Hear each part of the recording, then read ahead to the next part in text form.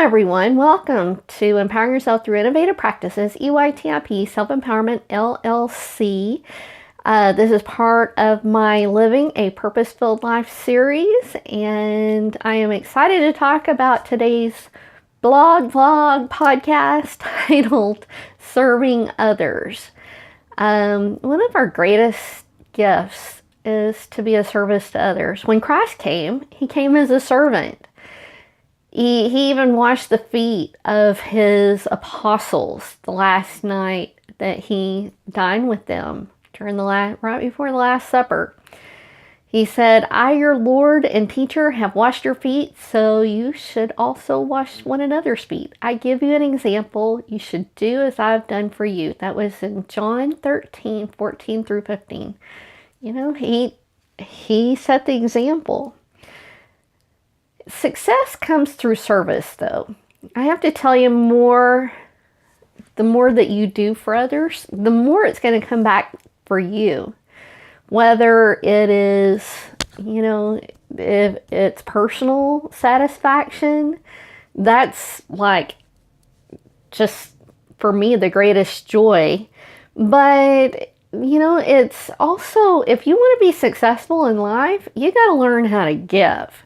Serving others doesn't always have to mean that you give financially. It means that, here's an example. We receive at least 5 phone calls a day from one charitable organization or other. And my husband started questioning them. He said, "How much of a percentage, if I were to give to you, would these people actually see?" And, a lot of them, it's very little. Like 70, 80% goes towards administrative costs and the rest goes to the charity.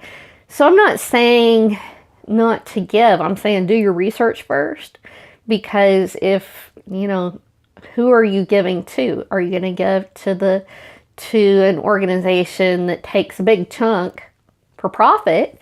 Or are you going to give to an organization where the money actually goes to the people in need? And, that it's okay to give because, it's very important. But let's talk about service too. Give of yourself.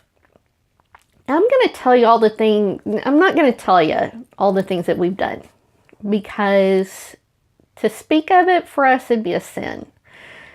When we're serving others, we also would rather do it in private. In Matthew 6, 1 through 4, it really cautions for people to take heed that you do not do your charitable deeds before men to be seen by them. Otherwise, you have no reward from your Father in heaven. Therefore, when you do a charitable deed, do not sound the trumpet before you as the hypocrites do in the synagogues and in the streets, that they may have glory from men.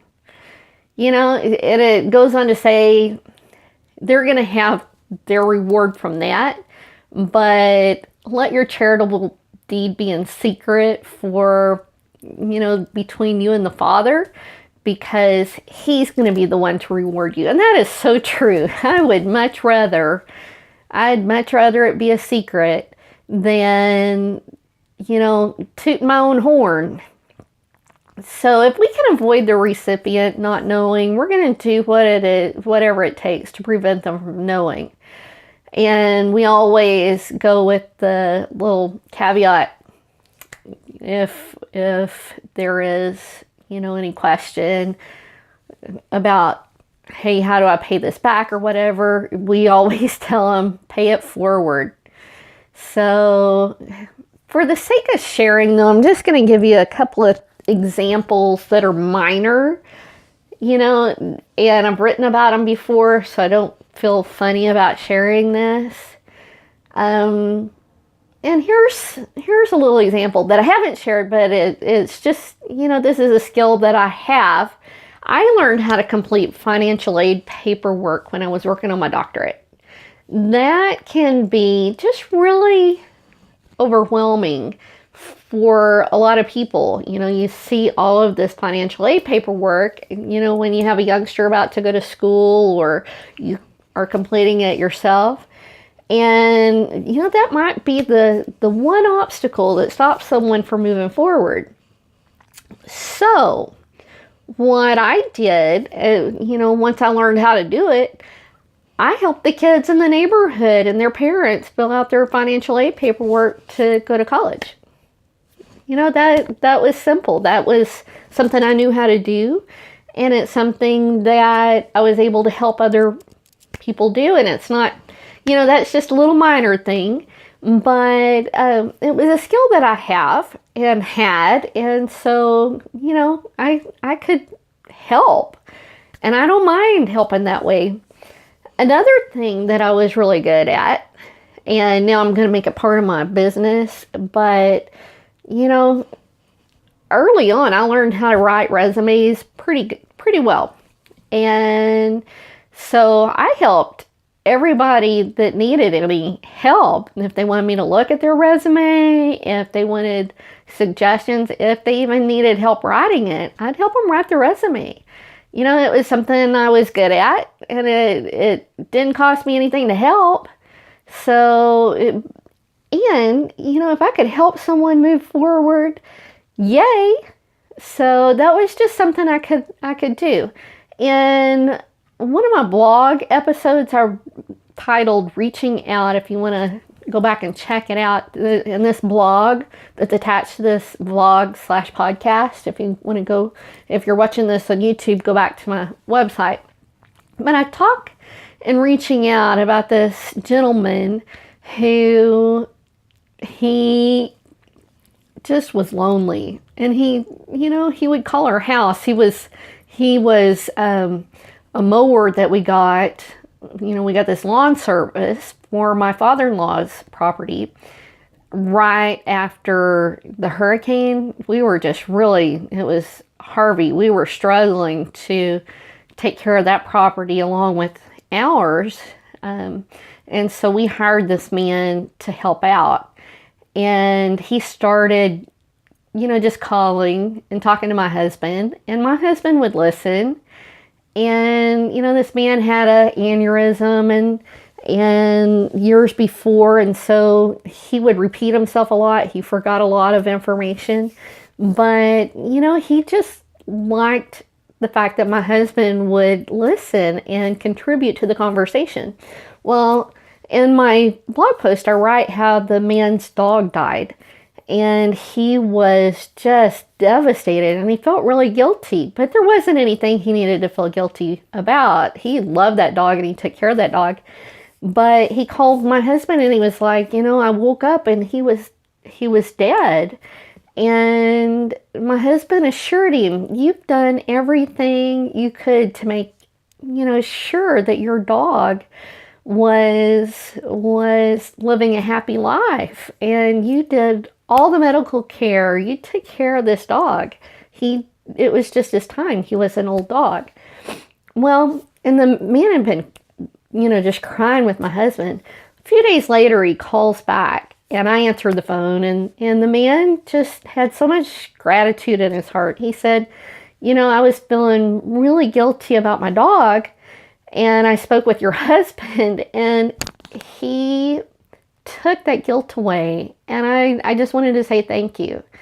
So if you want to hear or read more about that little situation, go and read Reaching Out, because I give some ideas too on how to reach out to others. But another one I wrote about was called The Phone. And in the phone, when we first moved to this house, we moved from another town to North Houston, and we got a new phone number. Well, turns out that new phone number that we got, it belonged to the hospital, a local women's hospital, and they had gotten rid of it, and so we were assigned their old phone number. Well, we were getting multiple calls throughout the week from these sweet little women wanting to make appointments for their yearly exams. Well, during that time, my husband took a hiatus from work to take care of his dad, who had eventually passed away. But while he was home, he took it upon himself to look up the hospital phone number, the current one. And when these little ladies would call, they'd be all stressed out. They were making, the appointments for their exams, and they were using old phone books. And so my husband would give them the new phone number. It was simple. It was a little simple thing that he could do. And he was very pleasant with them. And he'd say, hey, you just call this number. This is the number that you need to call to make your appointments. And I can't tell you how many of those that he did, but it was simple. We could have gotten a new number, we could have said, hey, you made a mistake and you gave us the wrong number to the phone company. But no, this was about making a difference. He felt like this was something that he could do. He could get those little old ladies the correct phone number. So it was just simple. Here's another thing. Visit retirement homes. Years ago, I used to visit with this little old guy at this nursing home, and I wasn't related to him.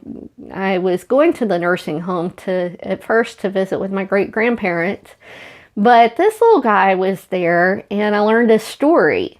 He had had a stroke, and he was barely able to communicate. However, his story was so interesting. He lost his sweetheart to an accident years and years and years before. And right before they were to get married, she was killed. And he never had another love. He lost the love of his life, and he did not marry. And so to make ends meet, this man would pick up cans on the side of the road. Well, he buried a ton of money that he made from those cans that he collected throughout the years, and he buried it on his property. So his family, had to go dig up the property after he had his stroke. But he was the nicest old guy, and it just made such a difference that I would sit down and talk to him all the time. And, it was a sad tragedy that he lost his love, but it was just a nice thing I could do to sit down and talk to him. And, it would come to the point where he was expecting me. And every time I would drive up, he would wheel his little wheelchair out towards my car. So that was just, that was something I could do. And it was free. It was easy. Here's another thing. Volunteer at shelters. There are a lot of shelters, women's shelters, homeless shelters. There are a ton of shelters in the area. In our area, I live in Houston. However, there's shelters all over the place. And, one of those things that would benefit people in shelters is just a new suit or a gently used suit from your closet. I have some women's suits, that I'm not going to need anymore, that I'm going to take to my local women's shelter. That could go a long way to helping someone who is looking for a new career path and they don't have the appropriate clothing for it. But if they had like a suit from my husband's closet or a suit from my closet, it could make a big difference. Hey, how about a service? There's something that we're all skilled at. I had this great aunt, and she, up in her 70s, was going to the local library and teaching people how to read. She knew how to do it. She was good at it. And so she volunteered her time. Like 3 times a week, she'd go up to her local library and work with people. She also worked with them to teach them English. And she was doing that in her late 70s, early 80s. Hats off to her. She just was a real inspiration. Here's another thing. I was an educator, and we loved when organizations would donate backpacks full of supplies for our needy kids. A lot of parents cannot go out and afford. Have you seen the list that those kids need? And I'm telling you, the teachers are the ones that are buying the materials. If a child can't afford it, that classroom teacher is going out and making sure that those kids have materials. So purchase backpacks and fill them with school supplies and take them up to your local schools.